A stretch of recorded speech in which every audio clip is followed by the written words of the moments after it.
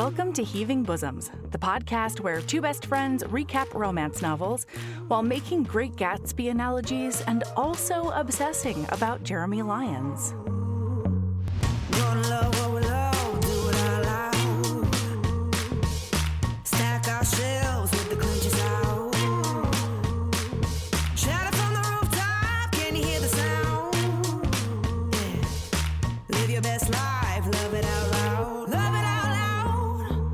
Hey HBs, happy Monday.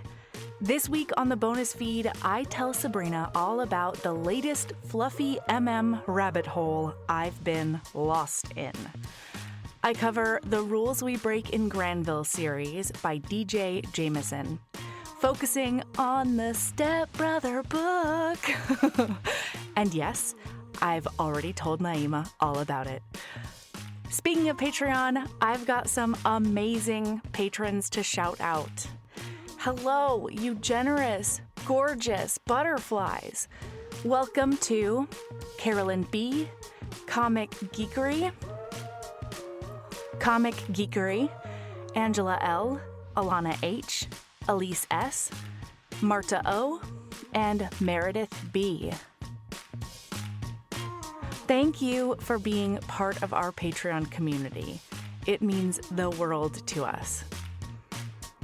This week, we're recapping our first Kristan Higgins book. Buckle up for part 1 of The Best Man by Kristan Higgins.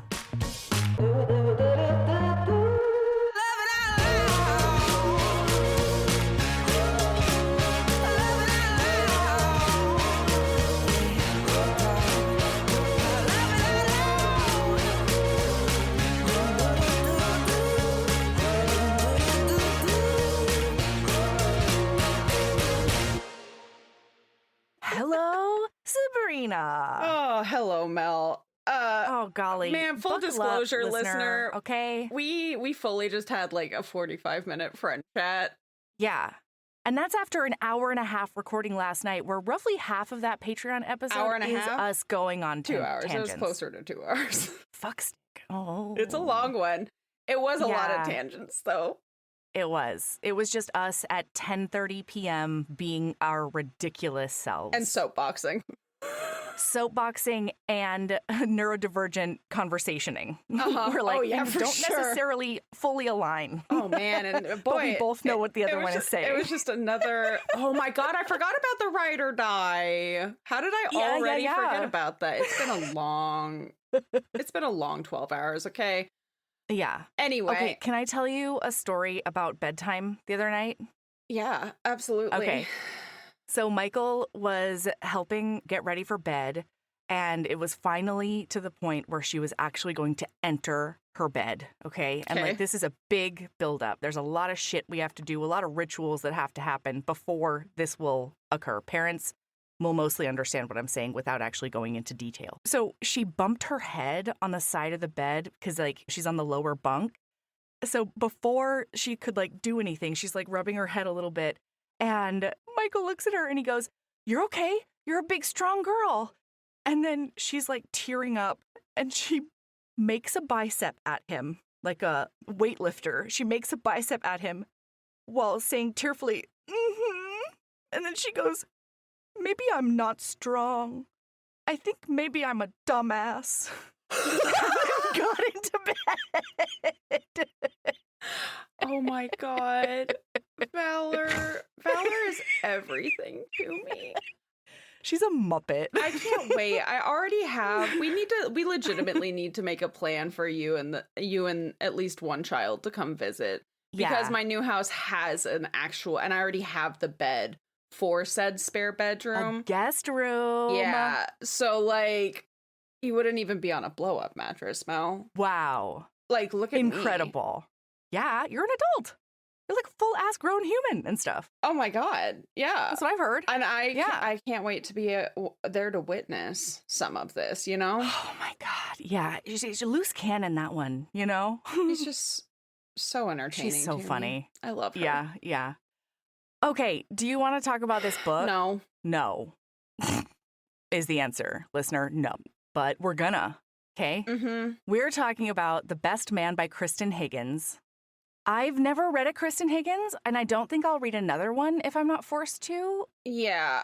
This is one of those situations where we had a good run. I think we had quite a while where we've had nothing but books where, like, even if I wasn't a huge fan of it, I still really enjoyed it, you know? Like, and this book, I have so many thoughts on this book. And probably the one that is most at the forefront of my mind about this book. If you asked me to sum up this book in one tell me sentence, everything. Okay? Yeah. If you asked me to sum up this book in one sentence, that sentence is, this book is about Levi and Faith, the same way that The Great Gatsby is about Nick Carraway. Okay? It's true. This book is about Jeremy.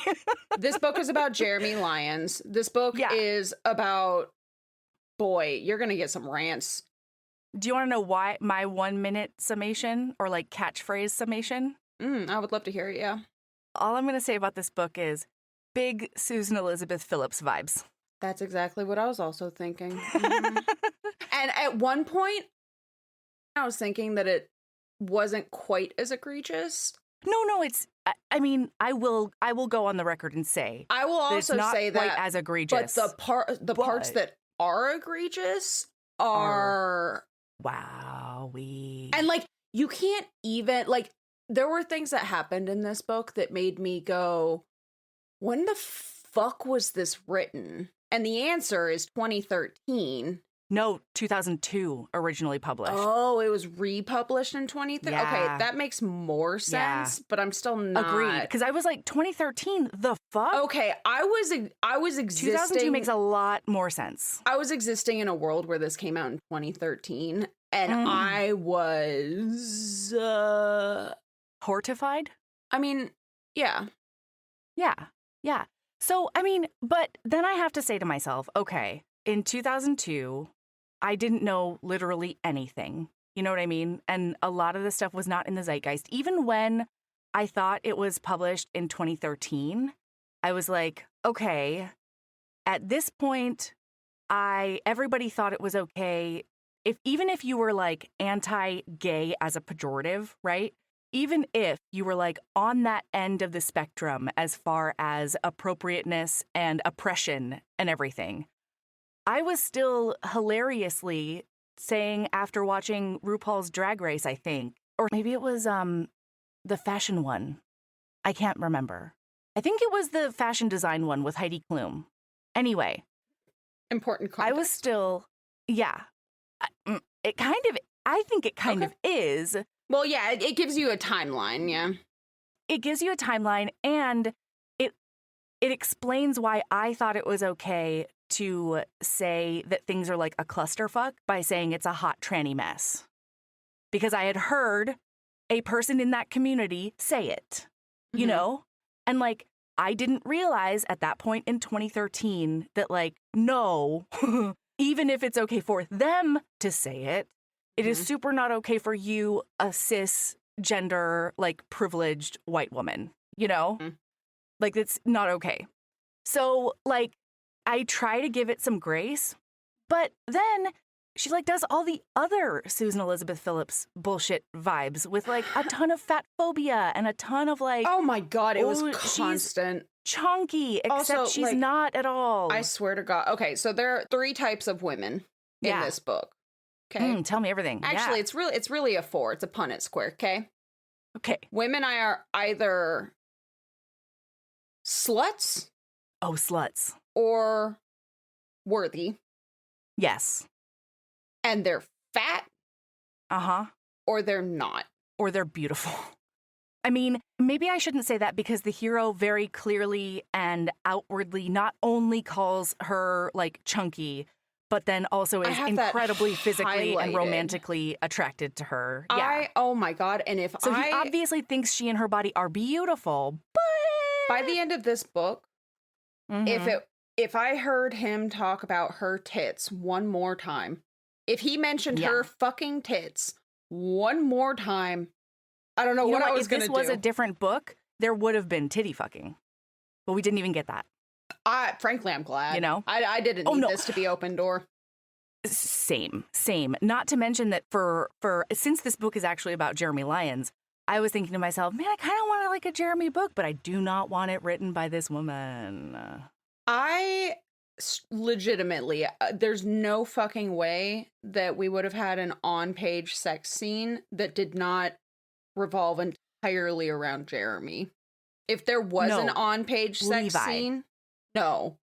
Jeremy? Yeah. Oh God.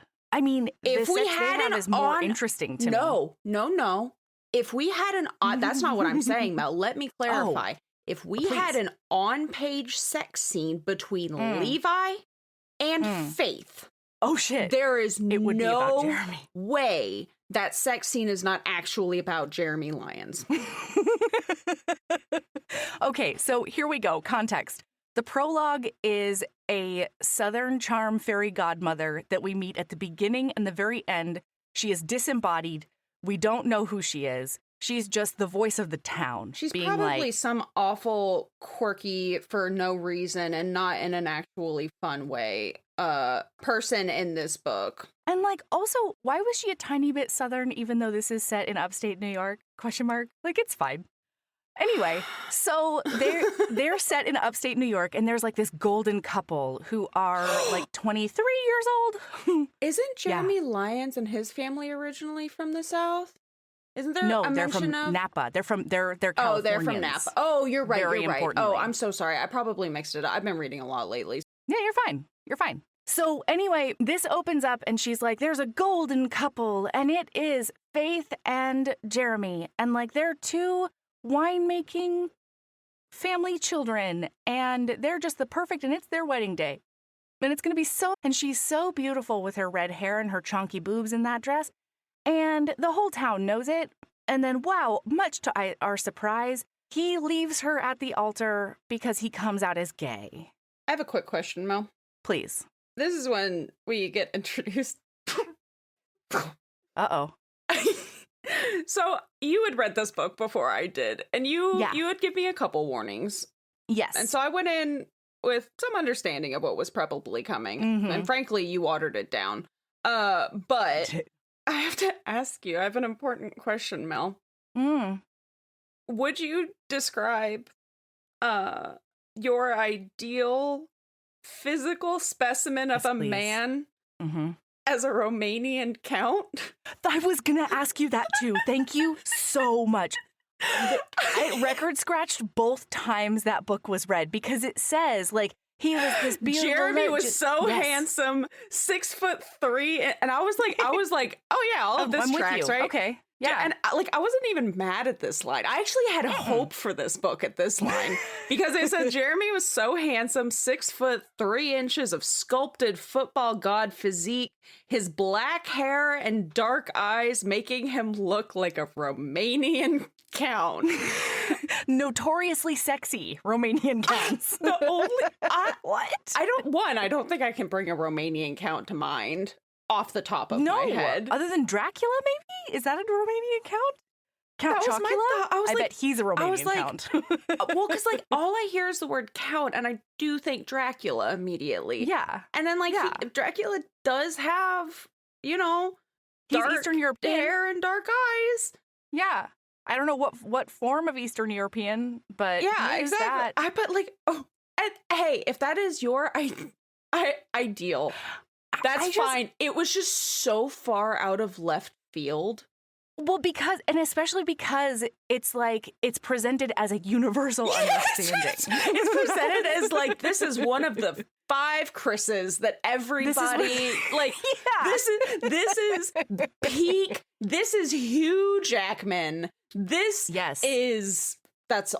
all of the celebrities I can think of off the top of my head. That's the only celebrity she can come up with. Yeah. Yeah. Maybe a Brad Pitt. Who knows? Which one's that? I know it doesn't matter. Anyway. It doesn't matter. But I just... It's so funny. Yes. Notoriously, universally hot Romanian counts. Okay. Oh, man. Anyway, by the way, listener, revel in that laugh. Okay, Rebel and Melena's having fun right now. Okay, because warning. Jeremy says. I have one bride. I do want 0 brides. Oh my God. Yeah, I had, like I said, I had hope. This was my first highlight, and I was like, all right, we're off to. This sounds like quirky fun. Sure. It sounds like quirky fun. And then, wow. So then we open up, right? And it's 3 years later. She is in San Francisco, and she is a landscape architect, everyone. Importantly to Melody. She's a landscape architect. I was thinking while I was reading this book, I was like, what a betrayal for Melody. It really was. What a betrayal. Because, like, honestly. Although, like, Faith is the most acceptable of all the people in this book, big question mark. No. If you compare her to everyone else who's not the one character who actually deserves a book and is laughed at openly for... I'd read Miss Jefferson's book. Is that her name? Miss Jameson? Jefferson? The housekeeper? Oh, yeah. Jones? Mrs. Jones? Starts with a J. I don't remember her name off the top of my head. Name. Also, the only person in this book that is probably of color. Oh, absolutely. It's never explicitly stated, but her Jamaican accent is referenced. And I was like, right. Oh, cool. Cool. Yeah. And she's the help. Your lifelong help. Mm-hmm. Okay. Mm-hmm. Interesting. Which, yeah, okay, right. Like, everybody's got to work, but it was very notable. Well, that's the thing, is in this fantasy, it reminds me of our Paladin's Grace thing where, like, our conversation where it's like, yes, any person can have any job. That is indisputable. But I am definitely taking of note that the only person of color in this book is in a servile position. Yeah. Especially that one. Interesting. Yeah. Interesting. Yeah, okay. Absolutely. And she's also the only competent person in this book. Oh my God. Everyone else is just floundering, I tell you. Floundering. So, okay, so we open up and she has to go home because her dad is being, like, same-age cougared really hard. He's being gold dug oh my God, obviously, by a trashy woman. This already was not a hot start because I get so fucking annoyed when kids are like, my parent does, like, I need my parent to be with some, like I'm gonna take over my parents' love life, basically. Sure. And make their decisions for them. And it's like, I don't stand for that. No. I don't, whatever. But before we go to New York from San Francisco. Oh, please. I do need to touch on a few things. Yes. Because she does have a date with a man named Clint Bunt. Oh, fuck. I forgot about this whole thing. I did not. Oh, because my God, I forgot. This is when. So you remember how I said that this is a book about them the same way that Great Gatsby's about Nick Calloway? Yeah. I actually lied. Okay, there are 2 main characters in this book. They never meet on page, but there are 2 main characters. One is Jeremy Lyons. The other is the microfiber Slim Nation undergarment that she bought from QVC. Yeah. It is mentioned by name and brand. I could not bring myself to Google whether or not this actually existed, but it's basically Spanx.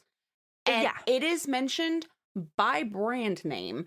Explicitly the type, like it'd be like saying it, like, turns into a bit. Saying the whole thing turns into a bit. Yeah, it stops being a bit when you say it 8 times in a row, 3 paragraphs in a row, and 3 pages. Agreed. Yeah, that's too much. That's beyond the bit. And then it's referenced even more just as her undergarment. Because remember, she's got to suck it in. You know, that chonker. God, and she's so fat, Melody. God, she can't put a single thing in her mouth without she doesn't think about ending up on her thighs. How it's going to look on her thighs. Yeah. Yeah, nothing. Literally nothing. She cannot consume a single thing without thinking about it. This episode brought to you by Progressive Insurance. Do you ever find yourself playing the budgeting game? Shifting a little money here, a little there, and hoping it all works out? Well, with the Name Your Price tool from Progressive, you can get a better budgeter and potentially lower your insurance bill too. You tell Progressive what you want to pay for car insurance, and they'll help find you options within your budget. Try it today at Progressive.com. Progressive Casualty Insurance Company and Affiliates. Price and coverage match limited by state law. Not available in all states.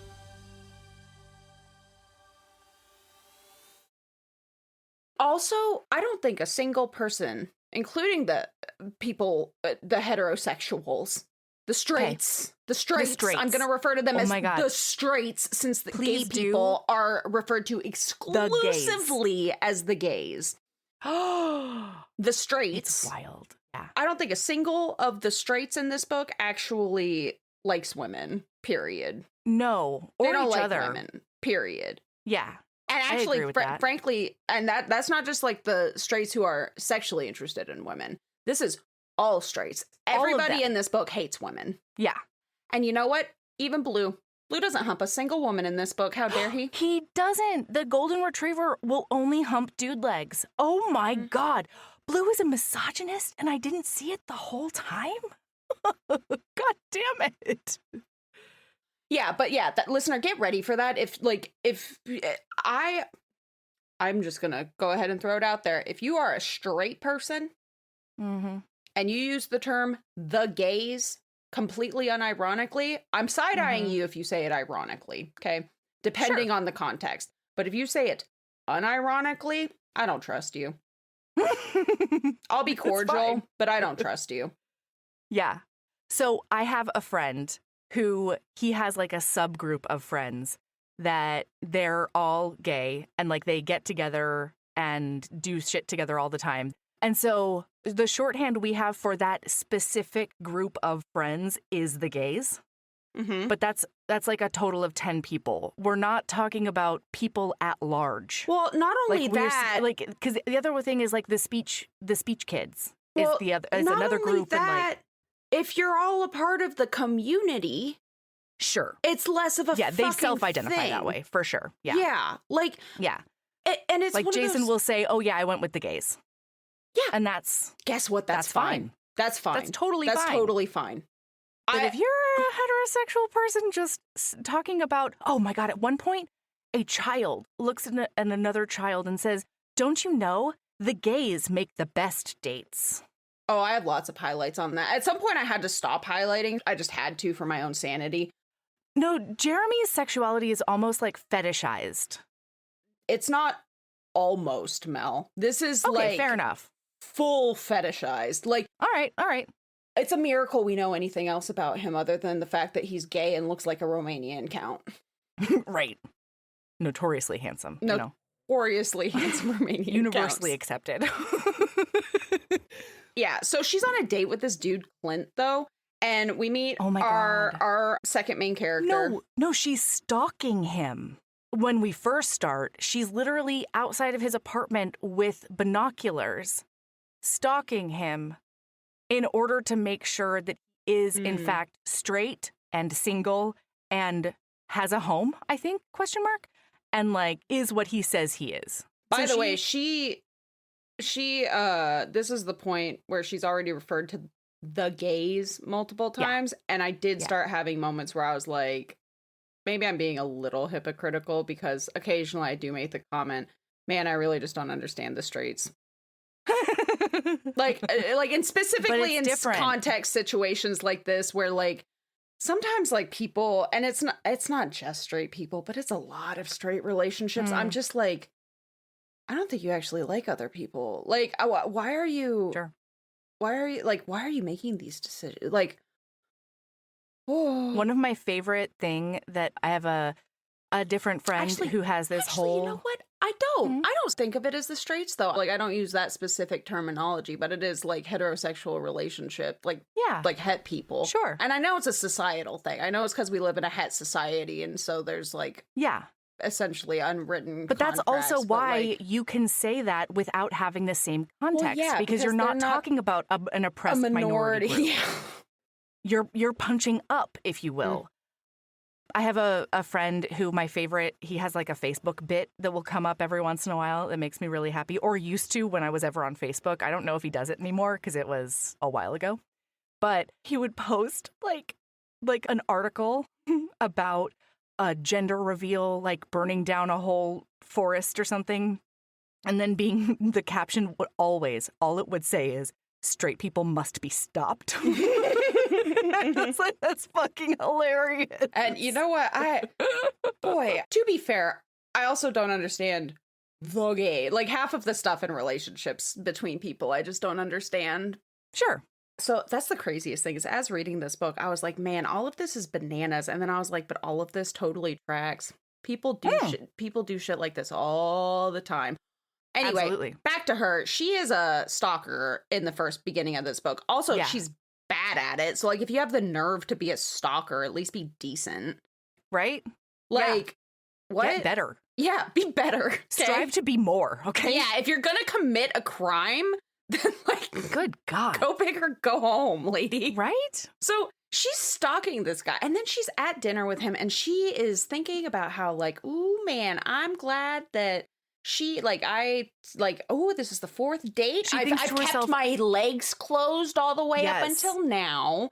And he's still interested. He's passed that test. And then he keeps on looking down at my boobage, she says. And so I'm pretty sure he's not gay. That's great. Would you like to hear the quote that my note is literally... By the way, I don't know if you noticed, I'm looking at my highlights on my phone because I didn't care enough to move them over to my notes like I usually do. Mostly because it was like this entire book, I kept thinking to myself, at the beginning I was a little offended. And then it got to the point where it was like watching a car crash. You know what I mean? Like, you couldn't look away. Yeah. And then it just became like, I can't take these people seriously, so I was no longer mad. Like, you don't have the power to make me upset. Correct. And then some things happened that did make me upset. Mm-hmm. And then it turned into just, I don't care about any of these people. There's not a single redeemable person here. No, not a single one. But my note on this note is just gag. Because Clint's eyes kept dropping to her cleavage. I'm sorry, he said, but you look good enough to eat. He grinned like a naughty boy, and Faith's girl parts gave a mighty tingle. No. And I was Faith. like, no. Oh, no. I frankly won't. I'm not interested in this. No. But yeah, so unsurprisingly, it turns out she, like I said, you may have been foreshadowed for this, but she's bad at stalking. Terrible at it because she found a Clint Bunt who was married in Nebraska 10 years ago. But he never said he lived in Nebraska. And could he possibly have been married for 10 whole years? Ma'am, you are from small town. You are from small town New York, upstate New York. Says the woman who tried to get married at 21. After being in a relationship with somebody for 8 years. By the way, the timeline in here is fucked. No, it makes no sense at all. Because at one point it is explicitly stated that she was 12 when her mom died and it's been 2 decades. So she's in her late 20s, according to that. And then at another point, she's referred to as like maybe 23, explicitly on page, referred to by an age that's like early 20s. And then at some points it's talking about how, because that's when that said that she'd been with Jeremy for 8 years or something like that. And I was like. And they got together when she was 15. Huh? Yeah. Yeah, so I guess it a little bit makes sense. Like, I guess it a little bit tracks that she would be. Actually, no. If she's been 20 years since she was 12, she's 32. It just it's fine. I don't know why. I didn't expect better, frankly. But like, I just get caught up on stuff like that because I track how old characters are. She got offended on a mathematical level, listener, and that is not okay. All right? There's a lot of things you can throw at Sabrina, but do not come at her with bad math. Honestly, it's not even like, it's not just math. It's chronology. And it's like that. Just get your dream board straight. You know what I mean? I don't. Anyway, I don't care. Frankly, I don't care.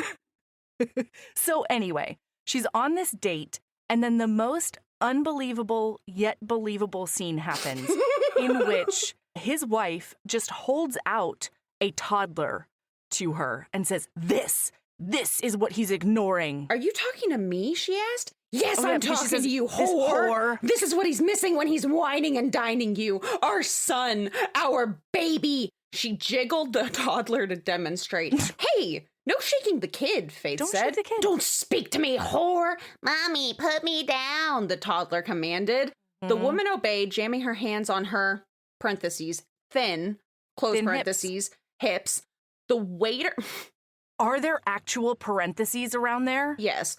The waiter caught Faith's eye and grimaced. He was probably gay and thus her ally. Faith, you seem to think that gay people love you, and I can promise you that they love the drama you bring to the table. They love talking about you behind your back. They love it. Yeah. And like, you're just so dopey all the time, Faith. Also, I it's rough. think I am so fucking, I hate. Like, this is one of those things that really gets my goat. And I won't, like, if somebody does it in front of me, I don't acknowledge, like, I don't say anything about whatever. But, like, inwardly, same thing with, like, when people say the gays. And it's, like, gross. I fucking hate when people are, oh, yeah, that's my GBF. That's my gay best friend. That's my, like, I just... stop bragging about your purse, gay.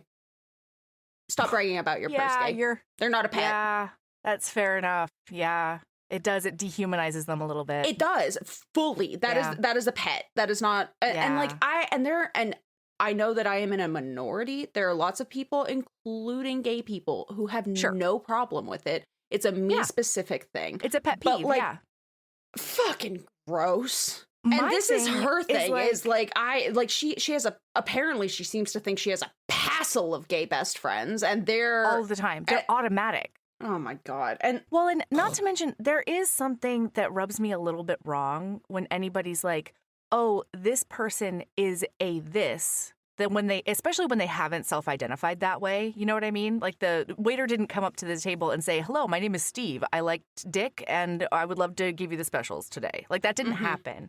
And so she's just going off of mannerisms, which is not a crime, you know, but you can get it real wrong if you do shit like that. This is the least egregious of making assumptions about people and grand stereotypes about an entire group of community in this book. Yeah, I would agree with that. But it's weird to me that she would be like, he is a gay. It's a dehumanizing thing. Well, especially if, like, it makes sense if like a woman is like, oh, there's another woman here, there's a good chance she'll be on my side. Like, he is a man and he's not heterosexual. What about, like, he doesn't identify with you. You know what I mean? Like, you're not even in the same group. I'm so sorry. He's not part of all of the gay men, apparently, that you date because you're incapable of not dating gay men, apparently. Yeah. And then setting them up together because you're the world's greatest matchmaker, and oh, woe is you. I could go on a rant about the frickin' the audacity to be pissed off at somebody for not being attracted to you, and then it's entirely because of their sexuality. And it's like, you realize that, like, there's 8 billion people on this world. You don't complain about 99.999% of men not being attracted to you, whether or not they're straight. Yeah. Suddenly their biggest crime is that they don't want to fuck you. Back it up. Take a seat. Thanks. So anyway, she's like, hey, I'm not a whore. I have cobwebs in my vagina. Thank you very much. And the lady's like, yeah, I bet you're not. And then, like, the kid is like, hello, whore. Which is incredible. And then, of course, Clint is like, oh, baby, this is a work dinner. I don't know what she's doing with her boobs on me. And though she gets mad at Faith instead of getting mad at her husband. And it's a whole deal. And then she's like, leave. Actually, your husband was the one who asked the waiter, right? Yes. Get some confirmation from the friendly waiter. Paying tonight, he asked. So much for the love she inspired in the gays. What the fuck? And also, no server in their right mind would look at somebody and say, who's paying tonight? No server. ever No. would say that at all. Anyway, at least not in America. I don't know. We're so weird about money. Anyway, so they leave, and then she decides, like, she gets a call from her sister, and it's an SOS about her dad and, like, a scantily clad, cheetah imprinted woman who's going after him and his dollar bills. The fat slut gold digger. She puts a number on her weight later on, and it's incredible. Oh, yeah, I have it highlighted. Don't worry. Yeah. So she's going to go back to New York and, like, find her dad a good woman, a good one that's not trashy or fat. And that's what we need. You know what I mean? It turns out that's not the only stuff that she's not interested in a romantic partner for her dad. We'll get there. Yeah. So when she comes into town, she gets pulled over by the chief of police.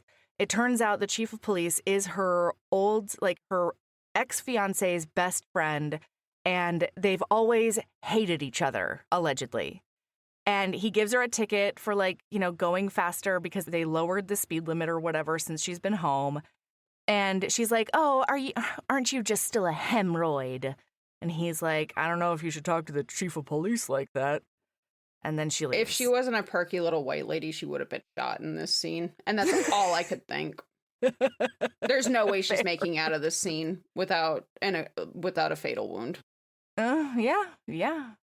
But importantly, from his point of view, when she leans over to get her stuff, looked like the fitness revolution had passed her by. But then again, she'd always been a little lush, crossed out, ripe, crossed out, chunky, ever since he could remember. Levi, I don't think you like women. I don't think you actually. Kristan Higgins, I question if you like women. I don't know. I'm questioning things. Oh, and then it's just so stupid. Like, he's sitting here judging her. You know what it reminds me of is like my trophy wife is slim, but my mistress, she's the one who gets down on her knees with that fat ass. Yeah. I'll take a chunky woman as a mistress. But like the lady that I have to show to the front of house, Yes, the front of housewife lady in my life. Oh boy, she does it missionary in the dark, and she's stick thin, and boy, I get cut when I fuck her. But wow. Anyway, and that's not a commentary on thin people. No, it's not. So don't come at us for that. It's just the societal thing of like what is acceptable in public and what is not, because it's made very clear on in text whether or not it's like explicit, and it's essentially explicitly stated that, I mean, she might be fat, but like she's got a great rack. Yes, and also like she's pure. Don't worry, she's pure. She's not a slut. Well, and I mean, I think it's not a commentary on thin people. It's a commentary on the double bind, because it's not okay to be fat and slutty, but it's also a bad thing to be thin and like you're only good for a certain thing, and like they get cut on your angles or whatever. You know what I mean? Yeah. Like that is a real state of mind where it doesn't matter. It does not matter what your body looks like. Something about it is going to be wrong, period, the end. Well, and it's also this idea where, like, this is acceptable and, like, this is my front-facing person, and this is the person, it's the whole, what's the name of the, I mean, it's everywhere. It's the Mary... The Madonna horror complex? Yeah, and shit like that. Like, it's that binary, it's that flip-flop where, like, and ultimately, there's no winning. No. There's no winning. Mm-mm. I just... No. Absolutely. So, she's home now. She's going to save her dad from this gold digger, okay? And a few things are happening at once, and we sort of got a motor, so I'm just going to put it out there.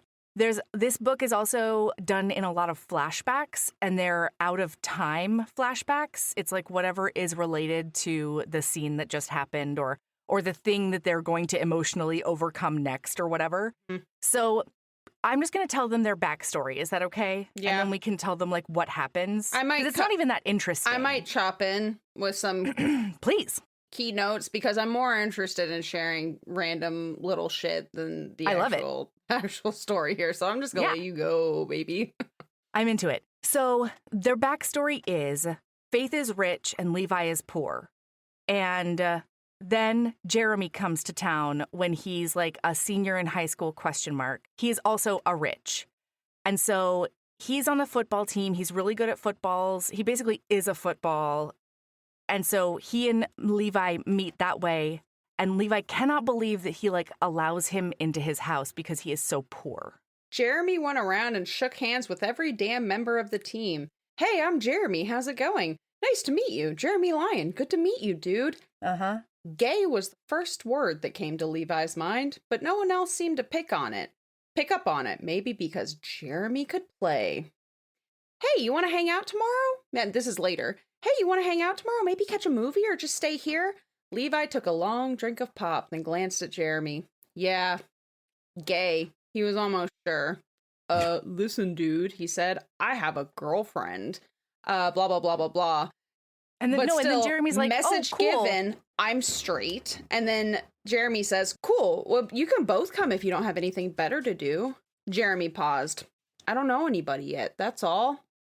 So he no-homos him immediately. His gay crime is being friendly and introducing himself to people and being brand new to town and not having any friends. Who knows? It's just that Levi, he can see past the superficial, I think is what it's supposed to mean.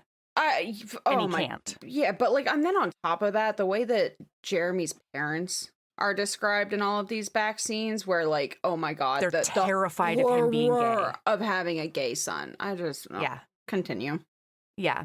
So they become friends, and it's very clear that Jeremy is a big old flaming gay, but nobody will acknowledge it, and Levi's sort of the only one who quote-unquote knows. But he's not going to say anything because it's not his place and whatever.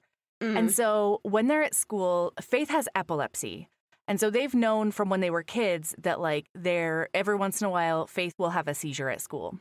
This happens, and Jeremy, who wants to be a doctor, does all the wrong things, even though Levi's like, hey, don't move her. Hey, don't pick her up. That's really dangerous. And he scoops her up and he does the Prince Charming thing. And then she wakes up to Jeremy's face. And everybody's like, oh my God, I wish I would faint, or I wish I had seizures. Idiot people say. Beautiful Romanian count's face. Yes, love at first sight, Romanian count. And they immediately start dating. They are the it couple. They are the prom king and queen. That's it forever. And Levi's always she's always auditioning for the role of his wife. He hates Faith, not only because she's rich, but also because she calls her Princess Super Cute. And she always wants to read to the kids and get canned food for the blur, tutor whoever. And Levi's like, oh my God, don't try so hard. And he's the worst. And then he has a not girlfriend called Jessica, and her last name starts with a D.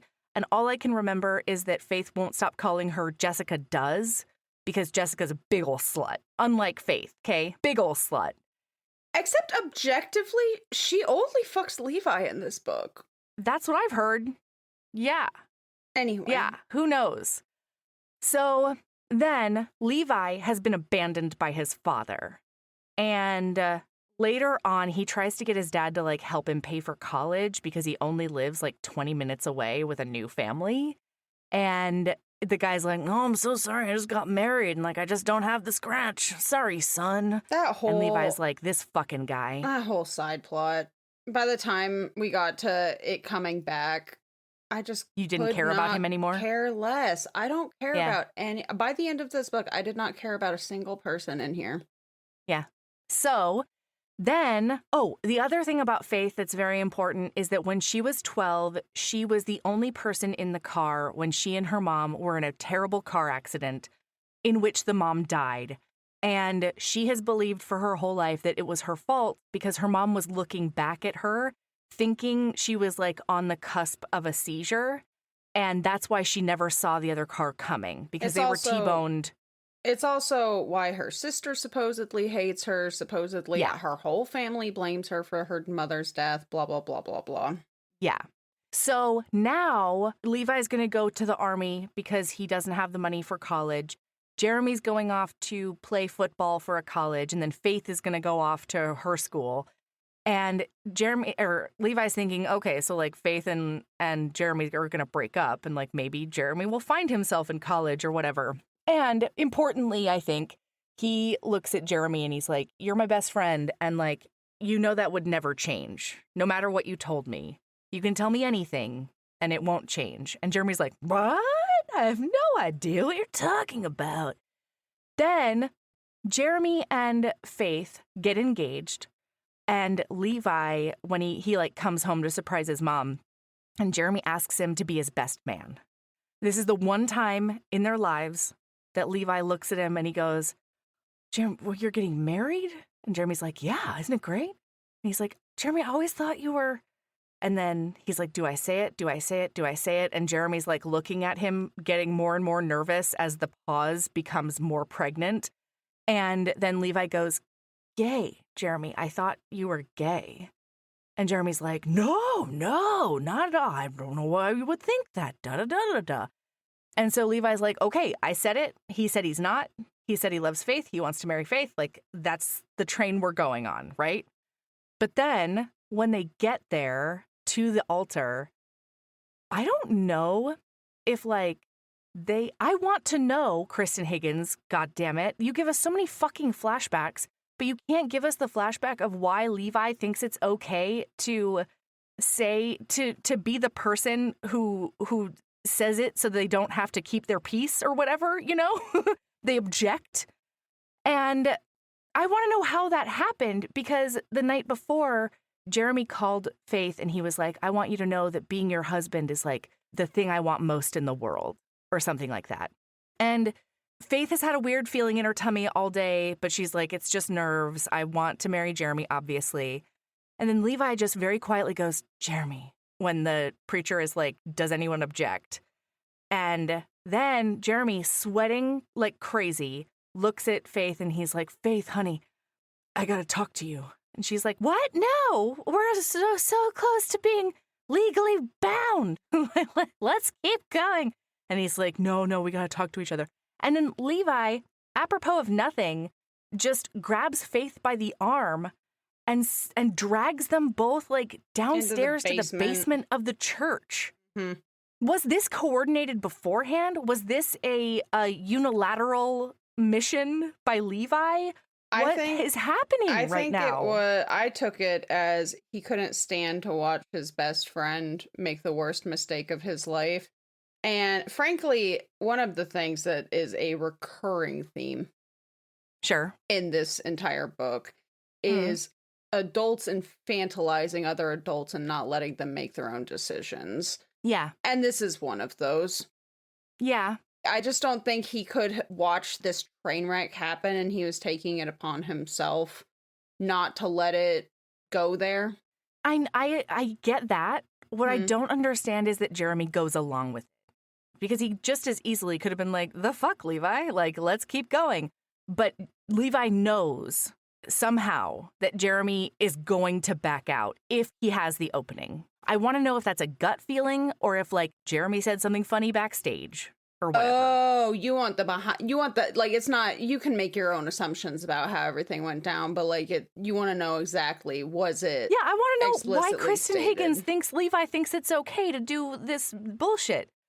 So he interrupts their wedding, and then Levi, like, really patronizingly, frankly, like, kicks all of their family out.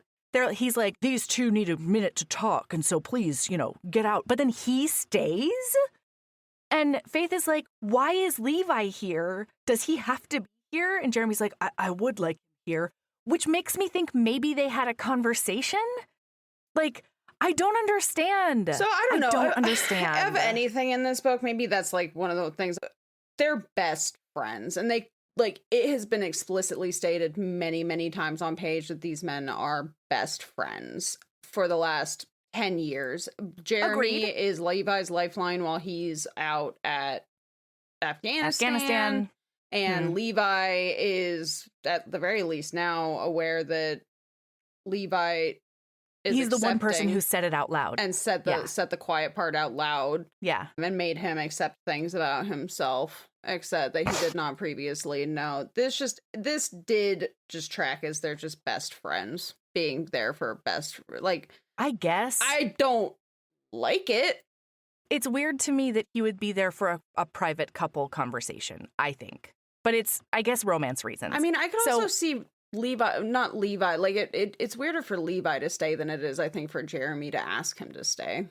Agreed. Okay. Because that's the thing. Jeremy never asks him to stay. He just says, like, I would like him here. He just confirms that, like, him staying is okay. Levi literally kicks her father out of the room and then stays so that they can have this private conversation. Levi, go fuck yourself. What kind of patronizing bullshit is that? Like I said, it's a common thing.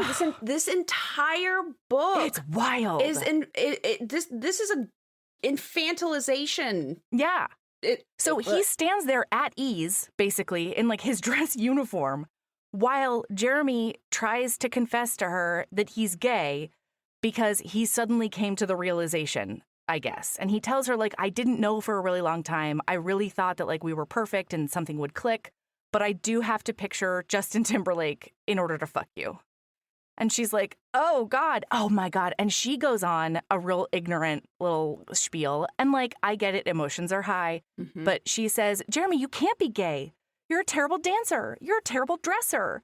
You are good at football. Homosexuals can't do manly things like footballs. The gays aren't into football. And a bunch of other shit. And he's like, yeah, I still kind of want to suck on a penis, I guess. I don't really know what to tell you. And so finally she's like, okay, I'm heartbroken, but it seems like we need to cancel the wedding. And Jeremy's like, God, this is the last thing I want to do. My God, and then she's some kind of fucking savior hero. Fucking martyr. Because she is willing to, like, she's taking this so gracefully. Yeah. Which, like, she's not. And she doesn't have to. Well, and like, also, this is devastating and surprising for her. Only that, but it's like she's being so gracious. Yes. Him. And that's a weird sentiment to take away from this interaction. Like, I'm so sorry that your wedding was ruined, ma'am. Yeah. This man's entire life is about to be upended. Upended. He has to go tell his very obviously ashamed parents that he is a homosexual person. He's also a physician in an extremely small town. If you think that this... Like, I'll put it this way. I'm not well known in this town, okay? I live in a very small town right now. I'm not super well known. I'm still a part of the grapevine because I'm having people come out of the woodwork after 5 years like, oh my God, you're moving. I haven't posted that shit on social media. Sure. I haven't told anybody except for, people I've come across in passing and just random people. No idea how they found out. I know for a fact I did not tell any mutual buddies. That person, but they know I'm moving. And if you think that this man is going to be able to do a single thing for the rest of his life in this town, and it's on page that this happens, they will never, ever not talk about the fact. They will never let either of them forget that they almost got married and that they didn't. Because of Jeremy's of being a gay man. Or a crime of being a gay man. Because he was gaying so hard. Yeah. No, you know what? And there's also not a subset. There's not a universe in which there's not a subset of people in rural upstate New York that don't have to find a new doctor because they won't let their child see a gay man. Well, that's exactly what I was getting at. This is not just up and like this isn't a my family this is that my family this is professional. It's personal. It's who the fuck do I date? It's all the bullshit, oh my God, right? Especially knowing that he's now single. In the early, he hasn't been single since in he was the early 16. 2000s. It's a miracle that Jeremy didn't get a hate crime. Oh my God, yeah. And like there's not really any online dating. Kinda there is. I guess maybe there is. 2002. Craigslist. I guess there was. Huh? Craigslist. Oh, God. Oh, my God. That's too real. Nope, we can't do that. That's too real. I'm not. It's real, though. So anyway, no, I know. And it's like, I get it, because to her, this is also life upending, right? And she is also young. And I have a hard time with her being the gracious one when, like, this is awful for both of them. Well, and it's one of those things where you don't get to martyr yourself for this. This is a shitty situation for both of you. You are allowed. Yeah. You are definitely allowed to. And this is partly a narrative thing, okay? Because ultimately, if Jeremy was not such a present person, yes, in this book, I'd be less concerned. Because because the focus is clearly on Faith in this, right? She's the main character, so we are more interested in how she is affected by this. Of course. Yep. Guess what? At this point in the book, we have had almost as much, we know more almost about Jeremy Lyons than we do either of the main characters, because he comes up literally at least every other page, and it's a throwaway line here, and it's a throwaway line here, and it's a throwaway line here. And man, like, if you don't want us to be concerned about him as a person, then you need to make him less of a constant presence. Yeah, you need to make him less prevalent. We make jokes. I've made jokes, at least, about how reading a romance novel during sex scenes, I'm the weirdo standing at the foot of the bed just watching them fuck, you know? No, Jeremy actually is in this book. He is the ghost that haunts them both. Neither of them can do a single thing in their entire lives without Jeremy situating Lyons. it around Jeremy. Yeah. Jeremy is Jay Gatsby, okay? So she then decides to go to San Francisco, and because Jeremy is such a good guy, you're right, because even this thing that puts them in the same room together at the airport, this thing is not about Levi. He's doing it because Jeremy asked him to. He goes over to her house to, like, make sure she's okay. He obviously doesn't want to be there. And then he goes with her to the airport and hangs out with her there. And she's like, how long did you know? Why didn't you tell me? All this stuff, right? She's heartbroken, and so she ends up staying in San Francisco on her honeymoon for the next 3 years. Also, fucking surprise, lady, that you keep dating gay men, because half the time they don't even realize that you think they're dating them. It's fucking San Francisco, Faith. Yeah. Okay? At this point, it's basically the gay capital of the country. Sure. Like, oh, Christ. Well, and then the other thing is, at one point, we're going to have a scene where Faith and Levi are, like, cutting grapes together during this one time when she and Jeremy broke up for a minute in high school, and which, like, we also don't get any. It's weird what Kristan Higgins leaves out. Like, we know so much about their relationship, but we never get the reason they broke up one time. That's pretty important, I think, to, like, if you're going to make the development of their relationship the foundation of the current relationship, I kind of need a little bit more details about that. I'm probably alone here. It doesn't matter. They broke up exclusively for romance reasons so that Levi and Faith could have a kiss in the water. Yeah, so that they could kiss in high school. And he could realize that even though she's doing a bit of a chonk, his penis doesn't care. I'll tell you that much. God. So we're going to find out that, like, they have this conversation, and she's finally like, why are you so mean to me? Why do you hate me so much? And he's like, well, you're the rich kid from, like, on the hill. And she has the audacity to say that they're not even rich. And then in this scene, the flight attendant comes over the loudspeaker being like, all first-class passengers to San Francisco, please come to the front door. They're flying first class anywhere, and you have the audacity to say you're not rich? I'm sorry. No, ma'am. No. First class is expensive. It is crazy expensive. Crazy.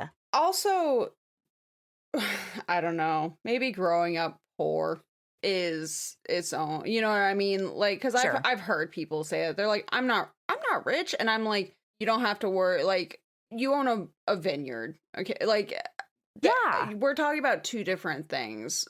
Like, we're talking about two different flavors of rich. You think I'm talking about, like, the 1%, right? And what I'm talking about is people who have a savings account. Yeah. Well, and to the book's credit, Levi's like, hey, man, we have different definitions of rich, you know? Mm-hmm. And so that is pointed out. But it's just, I don't know. It just, brr. So she lives in San Francisco and now she's back and she's going to see Jeremy for the first time. But first she like goes out with her friend Colleen, who is a slut, but like a good one?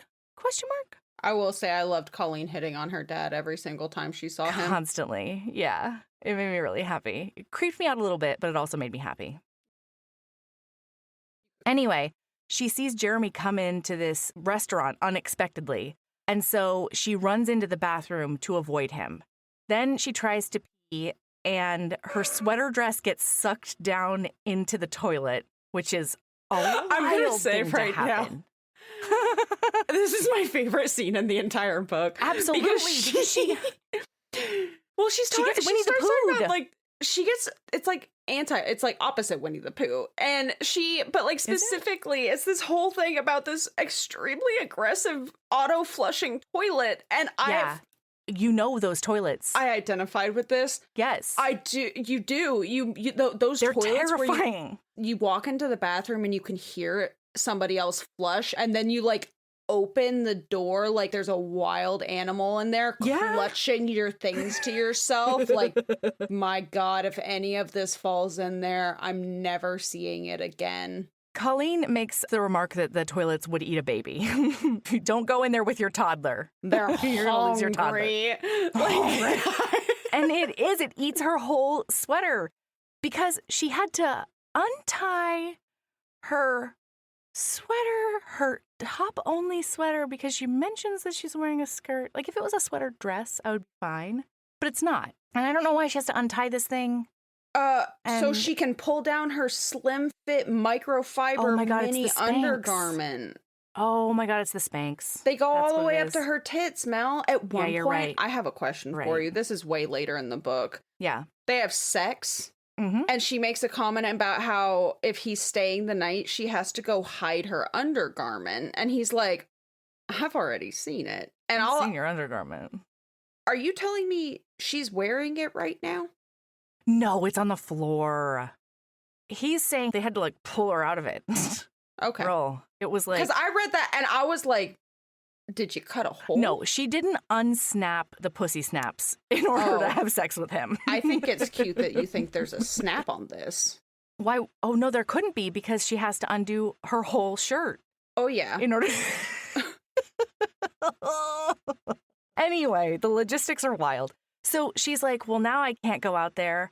And then she decides to Winnie the Pooh out the window, but she is so chonkers that she manages to get those tits through. Oh, her waist is so tiny, though, that's no problem. But then it's the booty. She has a really hard time with her ass. She's like, man, if I just hadn't eaten that one extra cookie. And God damn it, Faith. Oh, God. So anyway, she's hanging out the window of this upscale restaurant. And who happens to drive in but a sheriff's car? Oh, my God. And Levi's the fucking police chief on top of all of this stuff. Yeah. Like, I understand it was 2002. I get it. But, like, oh, yeah, it hits different now. So he, like, helps her down after giving her some shit. And she manages to, like, get her trench coat or whatever. And they leave. Colleen and her leave. And they keep on having these, like, run-ins that are either antagonistic or embarrassing or both. I have a question for you, Mel. Yeah. When did these people fall in love? I literally have no idea. I asked myself this. I think it was the moment he showed even a modicum of interest in her. Suddenly, she was all in. When he was no longer actively mean to her, she was like, oh, we can date and get married. When he was regularly giving her a 7 on the look of disinterested in what Faith has to say scale instead of a 9. Yes. That's the point. Because, like, I was reading this book and I think what was happening is we were supposed to believe that there had always been something there between them. And that's why that stuff happened in high school, all of those scenes in high school, and that it has rekindled with their new proximity. But from both of their points of view, Like she actively can't dislike stop. each She other. can't stop thinking about how sexy he is. But from his point of view, it is not until well after he has kissed her, and then thought to himself that was a fucking mistake, and tells her that. He calls it a blunder. Multiple times. This happens Twice. multiple times. It is well after that, and well after he has stuck his dick in this virginal woman. Yeah. Untouched since Jeremy. Yeah. And like, she may as well be completely untouched as far as he's concerned, because it was a gay man. It was a gay man. He can't possibly What could he have known about it, but like, oh. What kind of moves could he have had? Absolutely. And like up until it's not until he shows interest in her. Yeah. Yes. The moment he shows interest, she's ready to get married. It's not until like after they have sex and like I think maybe she tries to get a little bit more emotional depth out of him that he starts looking at her as anybody but somebody he will throw a bone. Like that's really how he seems to interact with her up until that point. She talks about, Sabrina mentioned it, like the level of looks. She has a 1 to 10 scale on the level of like disinterested that he gives her when he looks at her. And from his perspective, he's always like, yeah, it's a mighty rack, but like, too bad it's on that nobody. You know, like, too bad it's on like that persona non grata or whatever. And Christ. It's really, and it's almost like, you know what it is? His attraction to Faith is treated exactly like Jeremy's homosexuality. Because his attraction to Faith is like almost compulsive, right? The first 2 times he kisses her, he has no idea why he's kissing her. And he's like, oh God, I don't know what came over me just now. And I feel like that's sort of how Kristan Higgins describes Jeremy's sexuality too. Like he didn't know for a long time. And then like he would have these thoughts and like thought everybody maybe had those thoughts and like what's coming over him and like all the business. And that's pretty much how Levi looks at Faith. You know, he's like, she's off limits because best friend's ex-girlfriend ? And also because I dislike her on every level. I don't respect her like wealth. I don't respect her work ethic. Want to do good deeds, right, or work ethic or anything. He thinks she's a complete waste of time and space, except for the mighty rack. And except when he's like trying to climb her like a sandcastle, you know, like I have no idea. I don't know. My God. And then there's so many, just for context, because I refuse to get into them, there's so many side characters in this book, and not a single one of them is fun. In fact, some of them are actively depressing. And annoying. Yeah. Annoying and depressing. My God, the grandparent her fucking grandfather. And the way that they hate each other. And then I think we're supposed to like be like, oh, poor thing. Like we're supposed to like feel sympathy for the grandmother because like she lost the love of her life in the war and she had to like marry this guy instead or something like that. And it's just like the antagonism between the two of them. I think that the idea was that it was supposed to be like fun, quirky, haha, old people. It literally turned my stomach. It was heinous. They were terrible. At one point, she throws them a 65-year marriage anniversary party in order to debut like the barn on the property that she's redone as a landscape architect. It wasn't just the barn's debut. Apparently, it was her grandfather's comedy career. Oh my God. So he's supposed to make a speech about like marriage and his wife and stuff. And at one point, he's like, yeah, because my wife has the face of a Saint Bernard. And then Levi thinks to himself, oh, now that I look at her, she's kind of jowly, isn't she? And like, it's fucking wild. And then like, they're meant to, it's supposed to be like cute because then they like dance and they're chatting afterwards. No. But like, they're honestly just terrible to each other the whole time. Forced to do it because Levi or somebody at some point Levi goes up, says. Yeah, Levi goes up and he's like, hey, Faith worked really freaking hard on this because she's like, all right, time to dance. And they're both of the grandparents are like, no, I don't even want to look at this one. I mean, and I don't blame the grandmother at that point since he, for no reason whatsoever, decided to roast her without her permission on their 65th wedding anniversary situation in front of the whole town. This is a town of like 500 people and all of them are here. Melody, only person in this entire book who did not walk into that evening knowing that the grandparents were not going to take this as a gift. As a romantical, whatever is faith. Treat this entire event like a fucking adult and have some goddamn decorum. No, not faith. Not possible. Yeah. Anyway, but Levi stands up for her or whatever to her terrible grandparents, ? And then he's like, hey, you want to get out of here? Because your party super sucks and you're obviously having a bad time. She's like, actually, yeah, I would like to be anywhere but the party I've thrown. Hey, you know what? Been there. At that point, fair, you know? Mm-hmm. Yeah, so like they go home and that's when he's kissed her twice now. And both times he's been like, I was taken over by a ghost. I don't know what happened just now.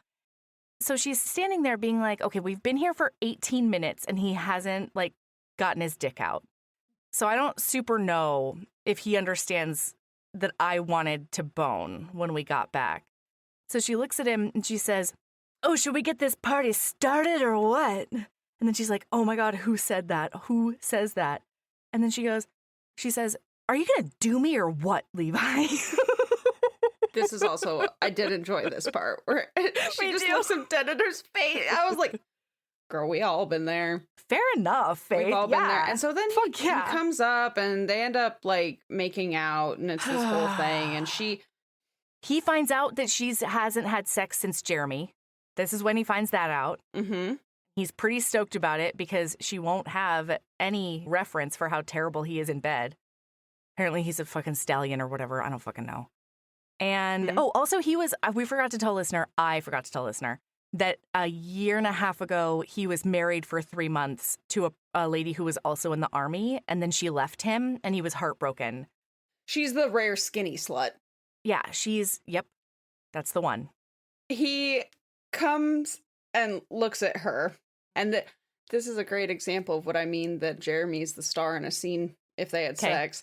Yeah. Because she inhaled the smell of his soap. Ivory, maybe? Who knew? He smelled good. Focus, Faith. Focus. A heterosexual male is standing in front of you. Do something about that. And then we skip, because again, it's closed door. And it's from his point of view. They did end up in bed, and bed was good, Levi thought. The wall had gone well until this was funny. Until Faith's dog kept dropping his ratty old tennis ball at their feet, and she started to laugh. Okay, before I get to the annoying part of that quote, I did feel very seen by that specific scene. Yeah. Like, with the dogs being like, hey guys, are you busy? Hey, how are you doing? My favorite is my dogs don't even they don't even care to interact anymore. Because I have lots of stories about them licking things that they shouldn't when we don't realize that they're there. But I can't tell you how many times now when I'm in bed with somebody, I'll move a foot and there's just one just curled up sleeping. We're they'll surround us and we just won't notice because we're, busy. We're focused. And then all of a sudden I move and I'm like, that's a weird. What are you doing there, Beignet? Thing? Yeah. And it's just one of the dogs. Anyway, he says, besides, given that Faith had never been with a straight guy, he wanted to give her the whole experience as it is impossible for them to have a single thought in this book. I'm queer. Yeah. And I spent most of my early 20s having nothing but horny gay sex. Sure. And I was in my early 20s, so I was always horny. Yeah. Okay? These people think more about gay sex than you did while you were having gay sex? Yeah. It's constant. It's and wild. You can make that comment about a lot of homophobes, but Like y'all think about gay sex way more than gay people think about gay sex. Totally. And I put my face in things, you know? Sure. Like you're all up in stuff. Hmm? That's what I'm saying. So also during this time, she's reconnecting with Jeremy and they're becoming, he is becoming her poodle, her purse gay. This is just basically. a note, listener. Yeah. If that Paladin's Grace episode was your first episode, Oh. the celibacy thing was in fact a bit. Oh, thanks, Sabrina. If you hadn't guessed. The whole marriage thing, that was also a bit. Yeah. Just if you... Fair enough. Sex for procreation, super a bit. Super a bit. Super a bit. As somebody who actively... Anyway. Got scraped. Yeah. I'm spayed and I don't have children. Yeah, but I do still have sex. So... Anyway, so now they're like quasi together. At some point, she's like, "What is this, Levi? Am I just a booty call?" And he's like, "What are you talking about? Like, what? I'm sorry. I'm getting called out to like a cat that's in a tree or something. Gotta go." And the small town antics are pretty funny. When they're talking, oh yeah, this is definitely what it's like being in law enforcement or like any sort of first responder in a small town. But I did love this part where it's, I don't understand. She is so gifted at weaving together a scene full of shit that I hate and shit that I love. I literally could not highlight something that I hated without there being something that I really loved. Do you have different colors laughed for at. that, or do you just highlight everything? You color code it? Mel, Uh-oh. I didn't care enough to move these quotes to my notes. Okay, that's fair. Yes. Yeah. There's no color Gotcha. coding involved. No, but, I hear that. Because, like, this is the scene where she's talking about, like, I have to go hide my undergarment. But then she's snuggling on him. And he's like, you're pretty good for, no. Where is it? But seriously, the arrogance of writing off 2 years of her sex life. Yeah. Simply because her partner came out as gay is wild. Yeah. Well, but I did love this. So I did love this part because she is snuggling him and she's like, "Hey, Levi." And he's like, "Yeah." And she's like, "Thanks for doing me." And he's like, "You're welcome. Did you have fun?" And she's like, "What do you think?" And he says, "You made a lot of noise. That's generally a good sign." And I did find that very endearing. And I didn't understand how I love that so much. And like less than 3 lines earlier, I was like, I hate both of these people. Uh-huh. Yeah.